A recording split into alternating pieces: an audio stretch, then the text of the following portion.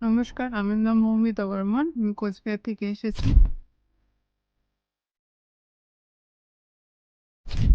২০২৪ সালের ডিসেম্বর মাসে আমি বুঝতে পারলাম যে আমার ডান চোখের ভিশনটা একটু ব্লার হয়ে যাচ্ছিল। সেজন্য আমি কলকাতায় এসে ডাক্তারবাবুর সাথে দেখা করেছি। ডাক্তারবাবু বলেছেন যে আমার একটা বিয়ার সার্জারি ইমিডিয়েট করা দরকার।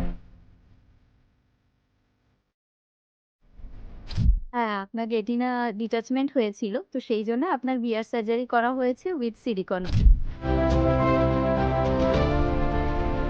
তো পরে সেটা রিমুভ করা হয়েছে। তারপর আপনার ক্যাটারাক্ট সার্জারি হয়েছে। ক্যাটারাক্ট সার্জারি ৬ মাস করা হয়েছে।